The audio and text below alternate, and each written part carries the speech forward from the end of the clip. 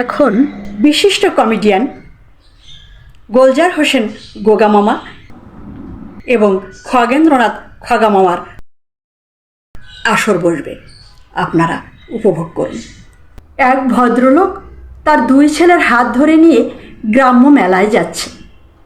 আর এক ভদ্রলোক সেও তার দুই ছেলেকে নিয়ে ওই একই মেলায় যাচ্ছে। প্রথম ভদ্রলোক দ্বিতীয় জনের কাছে এসে জিজ্ঞাসা করলো, ভাই মেলায় যাচ্ছেন বুঝি? বলল, হ্যাঁ। আপনার নাম কি? এরাই বা কারা?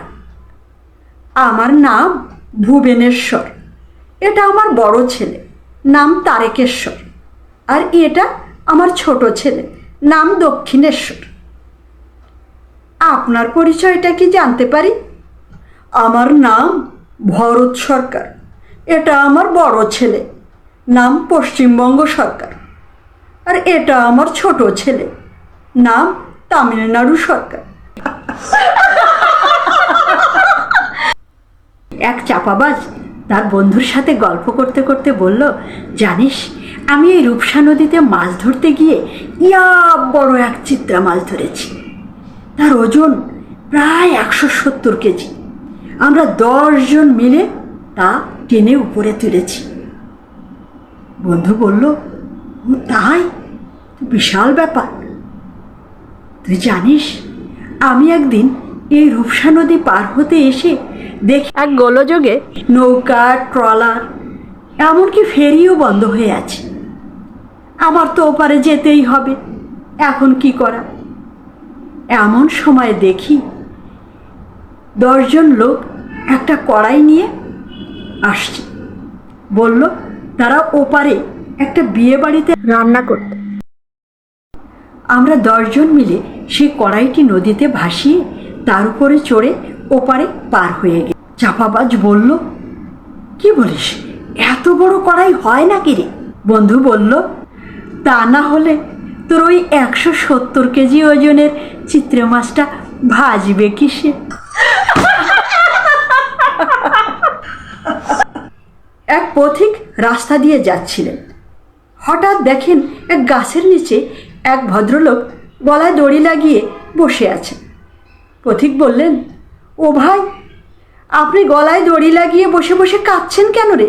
পৃথিবীতে সব কিছুতেই ভেজাল, খাদ্য, খাবার, ওষুধপত্র সব কিছুতেই ভেজাল।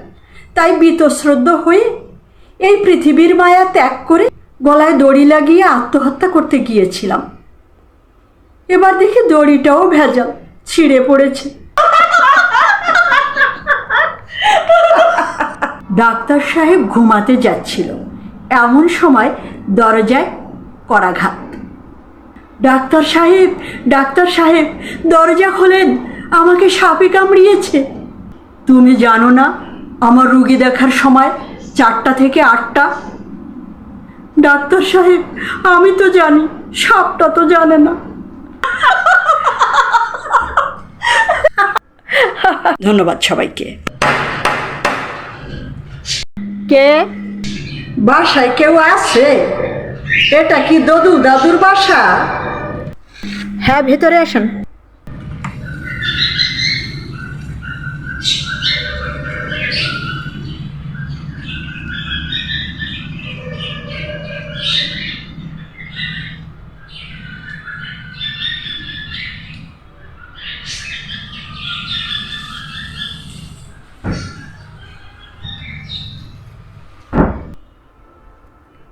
আরে পাঙ্কু দাদু, তুমি কোত্থেকে এলে?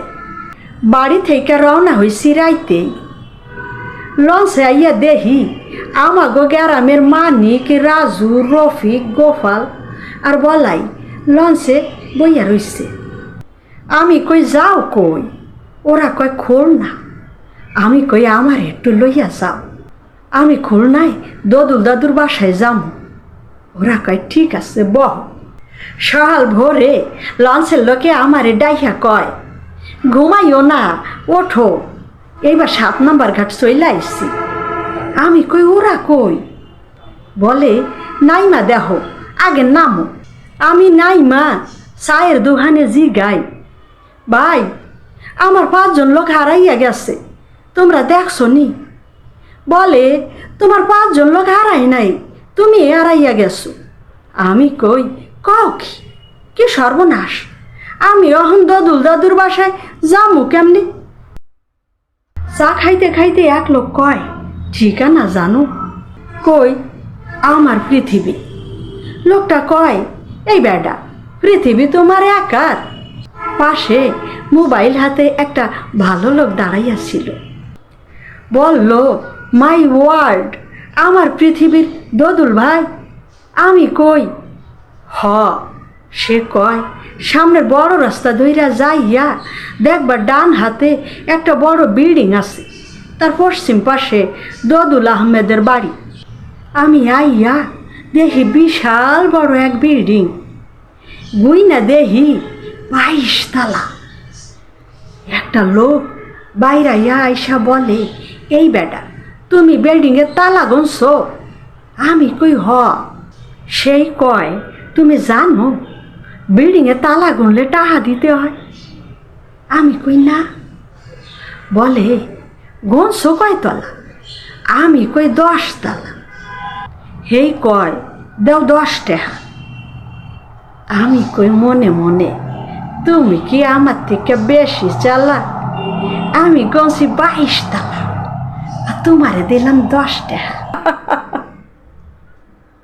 কইলাম, বাই গো, এত বড় বিল্ডিং বানাইছে কি? লোকটা কইল, ইডিয়েট। আমি তখন থেকে ভাবছি, ইডিয়েট বেটা, এত বড় লোক, আমি তার সাথে যদি একটু দেখা করতে পারতাম। দদুল দাদু, তোমরা ইডিয়েট সাহেবরে চেনো?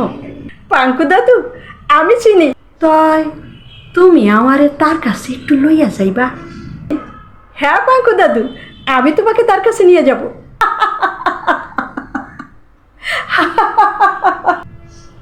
নাথ বউ, খিদা লাগছে, খাওন দাও।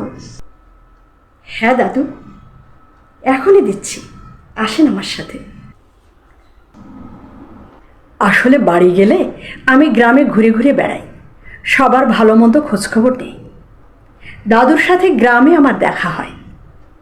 তার ছেলেমেয়েরা বৃদ্ধ বাবা মার তেমন কোনো খোঁজখবর রাখে না, সেভাবে যত্নও করে না। মাঝে মাঝে টাকা পাঠায়।